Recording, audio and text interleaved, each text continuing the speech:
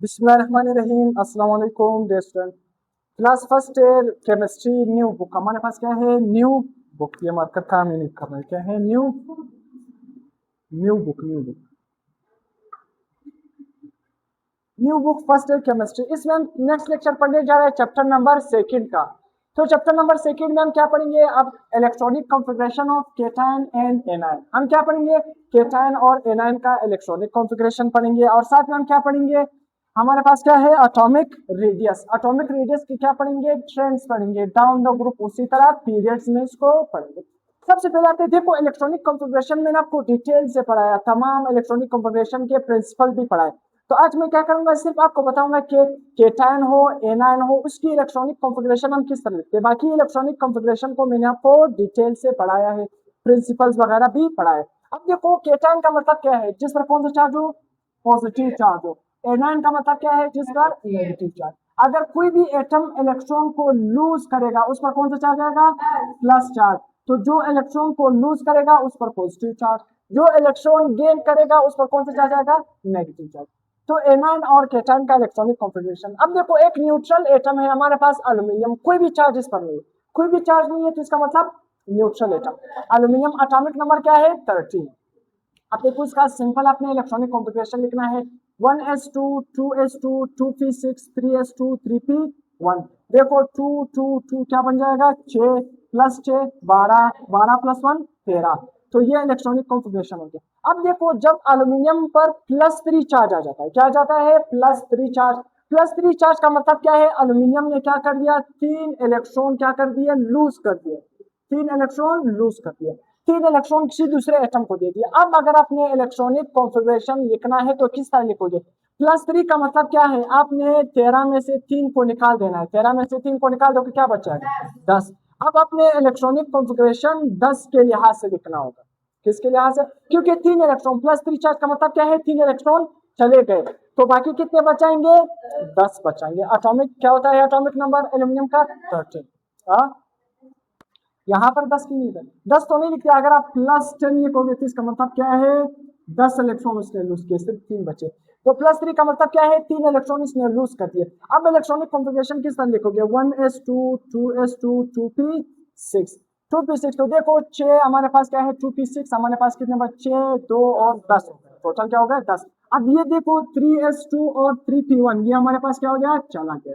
मतलब ये खत्म हो गया। क्यों खत्म हो गया? क्योंकि एल्यूमिनियम ने 3 इलेक्ट्रॉन क्या कर दिए? लूज कर दिए। तो आपने ख्याल रखना है, अगर सिंपल एल्यूमिनियम आ जाए या एल्यूमिनियम +3 आ जाए तो दोनों का इलेक्ट्रॉनिक कॉन्फ़िगरेशन में फर्क होता है। आपने इसको इसमें कंफ्यूज नहीं होना। सिंपल। अब देखो फास्फोरस हमारे पास, फास्फोरस का एटॉमिक नंबर 15, मास नंबर क्या है? 30। मास नंबर का हमारे पास काम नहीं है। इलेक्ट्रॉनिक कॉन्फ़िगरेशन जब आपने करनी है अपने एटॉमिक नंबर की करनी है। किसकी करनी है? Atomic number. तो आप देखो किस तरह करोगे? 1s2 2s2 2p6 3s2 3p3। देखो 2 2 2 कितना बन जाएगा? 6 6 प्लस 6 12 12 प्लस 3 15।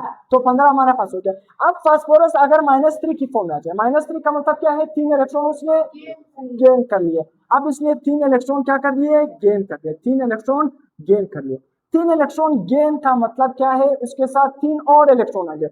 15 में 3 जमा करोगे तो क्या बन जाएगा? 18।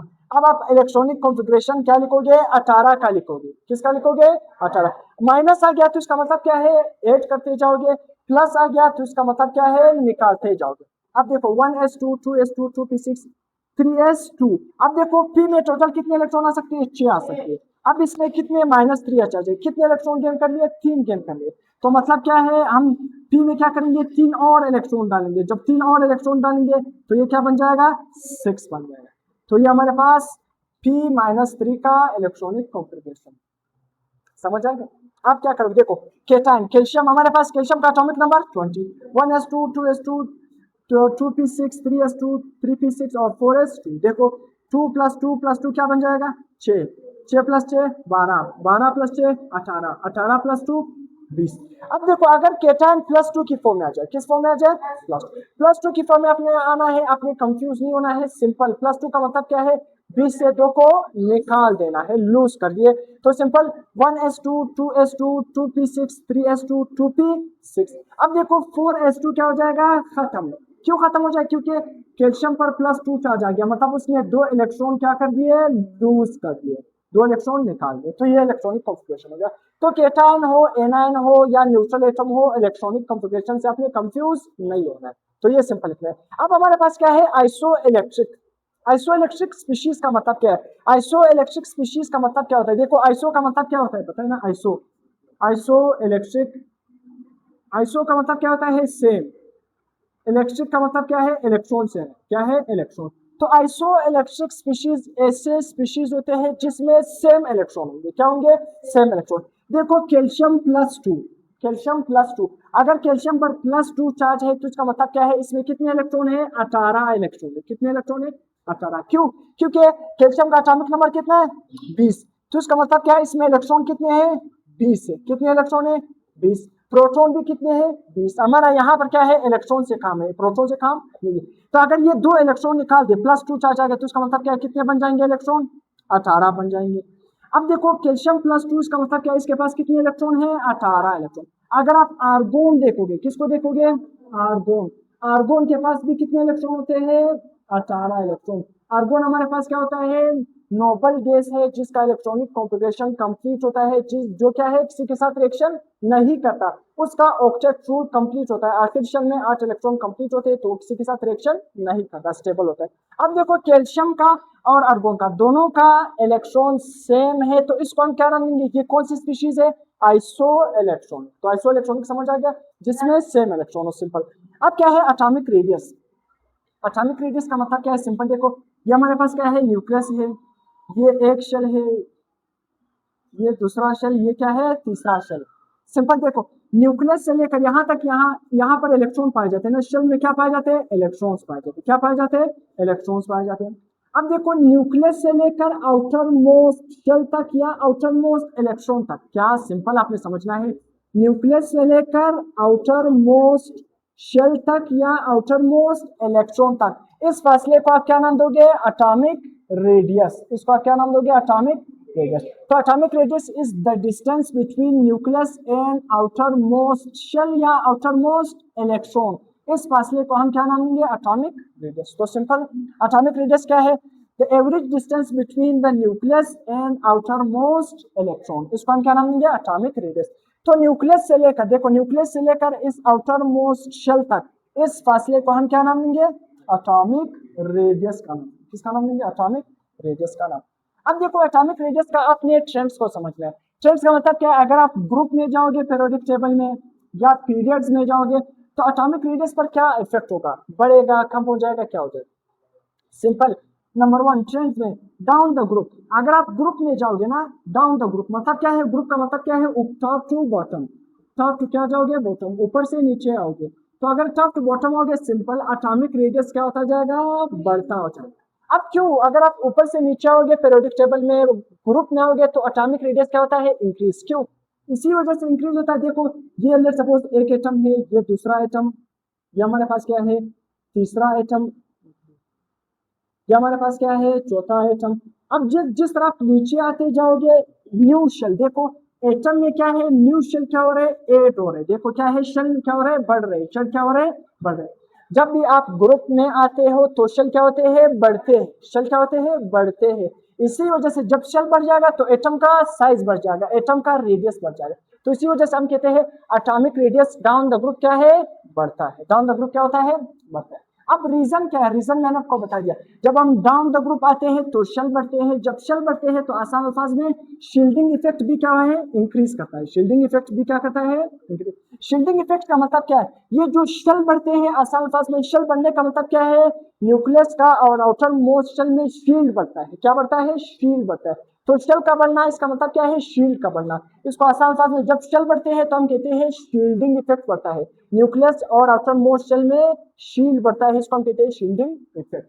तो जब हम ऊपर से नीचे आते हैं, आसान अल्फाज में हर एटम में क्या है, शेल का इजाफा होता रहता है। इसी वजह से जब शेल बढ़ते जाएंगे कमी, जब शेल बढ़ते जाएंगे तो आसान अल्फाज में एटॉमिक रेडियस बढ़ता जाएगा। तो रीजन आपने समझना है, new shell are added, shielding effect भी क्या होता है, इंक्रीज होता है। देखो जिस तरह ग्रुप में अगर आप आओगे lithium, sodium, potassium, rubidium, caesium, francium, तो देखो ग्रुप में आप नीचे आते जाओगे तो आपके साथ साइज क्या होता जाएगा, बढ़ता जाएगा।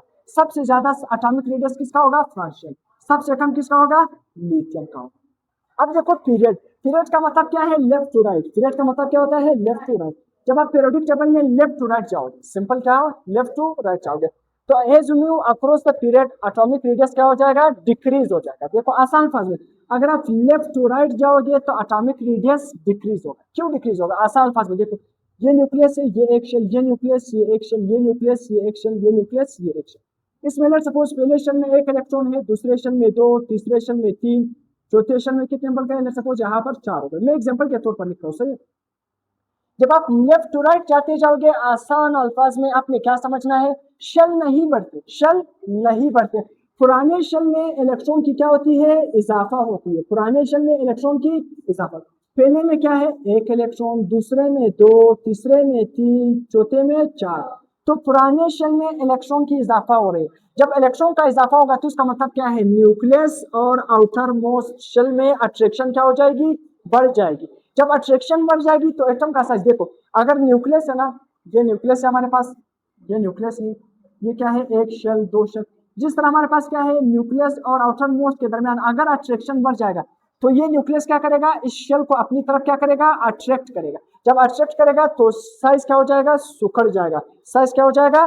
कम जाएगा। तो इसी वजह से न्यूक्लियर चार्ज बढ़ने की वजह से अगर आप पीरियड में जाओगे तो एटॉमिक साइज, एटॉमिक रेडियस कम होता है। एटॉमिक रेडियस क्या होता है? कम होता है। तो पीरियड में एटॉमिक रेडियस क्यों कम होता है? क्योंकि न्यूक्लियर चार्ज बढ़ता है।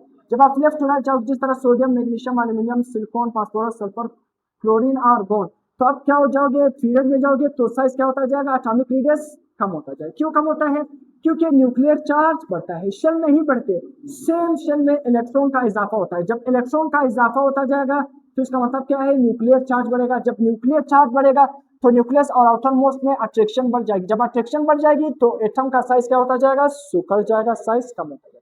तो यहाँ तक हमारा लेक्चर एंड हो गया।